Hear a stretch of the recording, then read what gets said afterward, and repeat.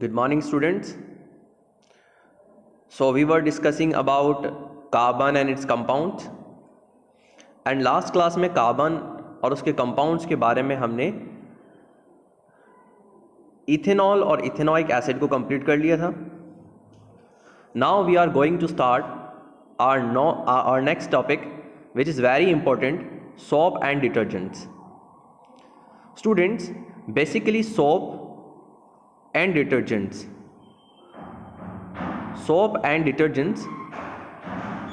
both are similar, but there is one major difference, which is that soap is sodium and potassium salt. तो soap क्या है हमारे पास? Sodium and potassium salt है carboxylic acid का. So soap is a sodium potassium salt of carboxylic acid. On the other hand detergents are ammonium or sulphonate. Detergents are ammonium or sulphonate salts of carboxylic acids. So बेटा हम क्या कर सकते हैं, हम generally ये देख सकते हैं कि जो सोप है वो सोडियम और पोटेशियम सॉल्ट कहलाता है, while detergents are ammonium or sulphonate salt of carboxylic acid. इसका मीनिंग ये है कि soap and detergents both are the salts of carboxylic acid. दोनों ही कार्बोक्सिलिक एसिड्स के सॉल्ट हैं. सोप सोडियम सॉल्ट होते हैं, सोडियम एंड पोटेशियम सॉल्ट होते हैं. On the other hand detergents are ammonium or sulphonate salt of carboxylic acid. So ये दोनों के बीच क्या है, एक बड़ा और मेजर डिफरेंस है और बहुत ही इंपॉर्टेंट डिफरेंस है. इसके अलावा स्टूडेंट्स सोप एंड डिटर्जेंट्स में जो एक और इम्पॉर्टेंट रूल है, एक और इम्पॉर्टेंट है, वो मैं आपको बता दूं कि सोप और डिटर्जेंट्स जो हैं, सोप मेनली इफेक्टिव होते हैं विद सॉफ्ट वाटर. मतलब कि सोप जो होंगे वो सिर्फ सॉफ्ट वाटर के साथ ही रिएक्टिव होते हैं, हार्ड वाटर के साथ रिएक्ट नहीं करते. सॉफ्ट वाटर और हार्ड वाटर का मतलब क्या है? सॉफ्ट का मतलब होता है बेटा मीठा पानी, और हार्ड वाटर का मतलब होता है खारा पानी जिसमें सॉल्ट्स मिलते हैं. तो सोप्स जो होते हैं मेनली वो इफेक्टिव होते हैं with soft water and ineffective with hard water. On the other hand जब हम डिटर्जेंट्स की बात करते हैं तो डिटर्जेंट्स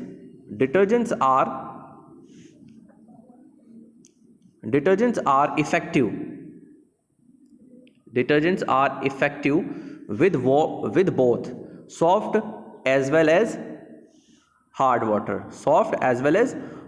तो दोनों के साथ ही क्या होते हैं, डिटर्जेंट्स इफेक्टिव होते हैं. सो हम कह सकते हैं कि सोप तो सॉफ्ट वाटर के साथ ही इफेक्टिव होंगे, हार्ड वाटर के साथ इफेक्टिव नहीं होते. ऑन द अदर हैंड जब हम बात करते हैं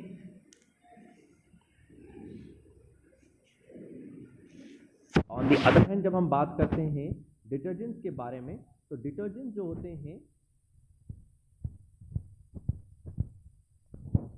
जो होते हैं वो दोनों के ही साथ रिएक्ट करते हैं. दैट इज सॉफ्ट वाटर के साथ भी रिएक्ट करते हैं और हाइड्रोफोबिक पार्ट के साथ भी रिएक्ट करते हैं, मतलब हार्ड वाटर के साथ भी रिएक्ट करते हैं.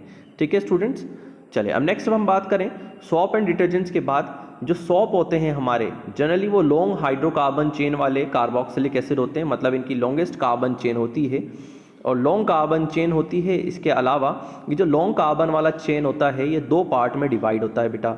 दो पार्ट को कैसे रिप्रेजेंट कर सकते हैं हम? दो पार्ट को इस तरह से रिप्रेजेंट कर सकते हैं.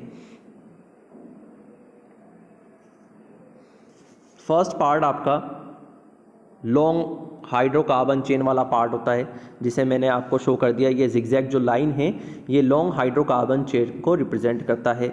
ऑन द अदर हैंड जो हमारा सेकंड वाला पार्ट है, ये वाला पार्ट, ये पार्ट आयोनिक एंड को रिप्रेजेंट करता है. रिप्रेजेंट करता है. आयोनिक का मतलब क्या है? इसका जो जनरल फॉर्मूला होता है बेटा, वो जनरल फॉर्मूला होता है C17H35 COONA.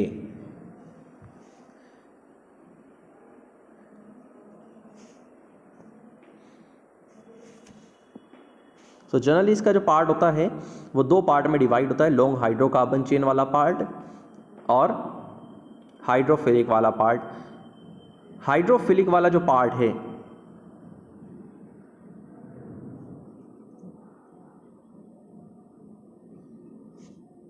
ये जो हाइड्रोफिलिक वाला पार्ट है बेटा, ये हाइड्रोफिलिक वाला पार्ट ये वाटर के साथ रिएक्ट करता है,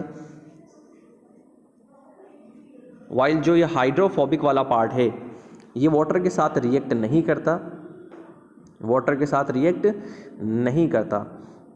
सो बेसिकली सोप में दो टाइप के पार्ट होते हैं, एक पार्ट का नेम होता है आयोनिक एंड, दूसरे वाले पार्ट का नेम होता है long chain of carboxylic acid, जिसे अपन हाइड्रोफोबिक पार्ट कहते हैं। हाइड्रो का मीनिंग होता है वाटर, फोबिक का मीनिंग होता है हेट।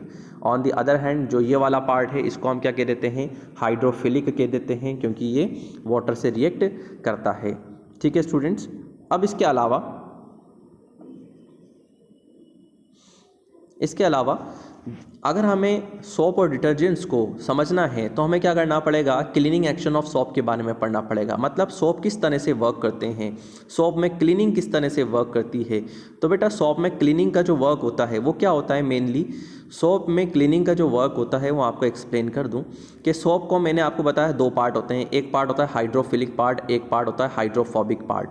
जब हम बात करते हैं वाटर ड्रॉपलेट की, जब हम बात करते हैं वाटर ड्रॉपलेट की, तो ये जो वाटर ड्रॉपलेट हमने रिप्रेजेंट की है बेटा, ये वाटर ड्रॉपलेट जो हमने रिप्रेजेंट की है, इस वाटर ड्रॉपलेट से, क्योंकि वो जो आपकी ऑयल ड्रॉपलेट है, ये ऑयल ड्रॉपलेट, ऑयल हम जानते हैं वाटर के साथ इंटरेक्ट नहीं करता है, तो ये जो ऑयल ड्रॉपलेट है ये हाइड्रोफिलिक पार्ट से, हाइड्रोफिलिक, फिलिक का मतलब होता है लविंग, वाटर लविंग, तो ऑयल वाटर लविंग नहीं है। तो ऑयल के साथ इंटरेक्ट कौन करेगा, सोप का दूसरा वाला पार्ट, जिसे हम क्या कहते हैं, हाइड्रोफोबिक पार्ट कहते हैं, उससे रिएक्ट करेगा। तो हाइड्रोफोबिक वाला पार्ट है लॉन्ग चेन, और आप देख सकते हैं लॉन्ग चेन को रिप्रेजेंट कर रहा है ये वाला ग्रुप, ये वाला ग्रुप जो जिगजैग लाइन है वो लॉन्ग चेन को रिप्रेजेंट कर रहा है। ठीक है, तो ये लॉन्ग चेन को रिप्रेजेंट करेगा बेटा।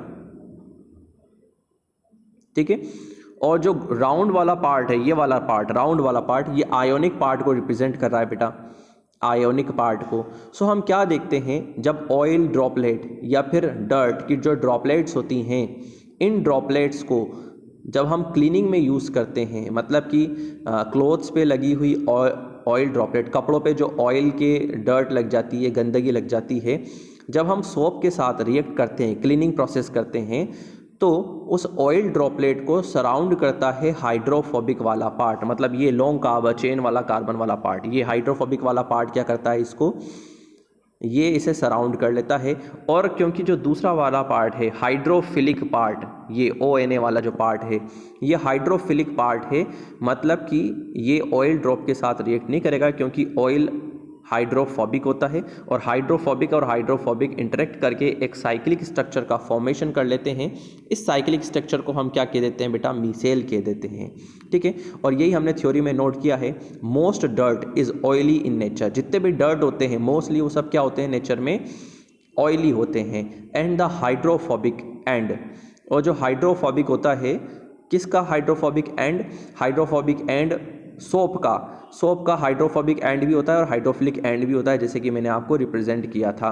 तो hydrophobic and attach itself with dirt, वो क्या कर लेता है, डर्ट के साथ अटैच कर लेता है। वाइल द आयोनिक एंड, जो आयोनिक एंड होता है OONA वाला part, is surrounded with molecules of water, वो किससे सराउंड हो जाता है, वाटर के साथ, क्योंकि आयोनिक जो पार्ट है वो हाइड्रोफिलिक है, वो वाटर से इंटरेक्ट कर सकता है, तो वो वाटर के साथ रिएक्ट कर लेता है।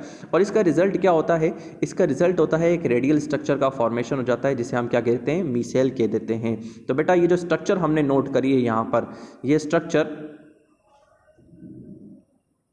जो स्ट्रक्चर है, इस स्ट्रक्चर को हम क्या बोल देते हैं, मीसेल कह देते हैं, साइक्लिक स्ट्रक्चर को। और ये मीसेल क्या होता है, मीसेल एक इमल्शन होता है, और इमल्शन मतलब हम कह सकते हैं कि दो इमिजिबल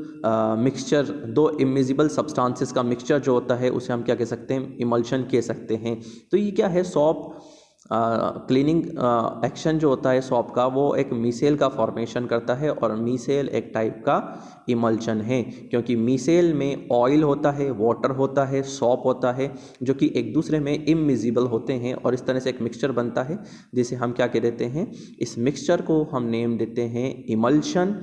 और ये जो साइक्लिक स्ट्रक्चर होती है बेटा, इस साइक्लिक स्ट्रक्चर को हम नेम देते हैं मीसेल। सो ये जो चैप्टर है बेटा हमारा, ये चैप्टर क्या होता है, यहाँ पर कंप्लीट होता है। ठीक है स्टूडेंट्स। सो हमने क्या पढ़ा आज, सोप एंड डिटर्जेंट्स के बारे में पढ़ा कि सोप सोडियम और पोटेशियम सॉल्ट होते हैं, वाइल डिटर्जेंट्स जो होते हैं वो अमोनियम और सल्फोनेट सॉल्ट होते हैं। सोप हार्ड वाटर के साथ रिएक्ट नहीं करते हैं, जबकि डिटर्जेंट्स दोनों के ही साथ रिएक्ट कर लेते हैं। सोप क्या होता है, दो पार्ट्स में डिवाइड होता है बेटा, आयोनिक एंड होता है, लॉन्ग कार्बन चेन होता है। आयोनिक एंड जो होता है वो हाइड्रोफिलिक होता है, हाइड्रोफिलिक मतलब water loving, that is yes cleaning वाली प्रोसेस में वाटर के साथ रिएक्ट करेगा। और long chain of carboxylic acid वो हाइड्रोफोबिक होता है, मतलब वाटर लविंग नहीं होता, तो ये ऑयल ड्रॉपलेट के साथ रिएक्ट करता है। और ओवरऑल जब क्लीनिंग की प्रोसेस होती है तो एक साइक्लिक स्ट्रक्चर का फॉर्मेशन होता है। इस साइक्लिक स्ट्रक्चर को हम नेम दे देते हैं, इस साइक्लिक स्ट्रक्चर को हम नेम दे देते हैं मीसेल। और क्योंकि इस मीसेल के फॉर्मेशन के लिए वाटर होता है, सोप होता है, ऑयल ड्रॉपलेट्स होती हैं, तो इमिजिबल बहुत सारे सॉल्यूशन होते हैं। इमिजिबल सॉल्यूशन का मिक्सचर कहलाता है इमल्शन। ठीक है स्टूडेंट्स। सो इस तरह से ही हमारा चैप्टर क्या होता है आज कंप्लीट होता है।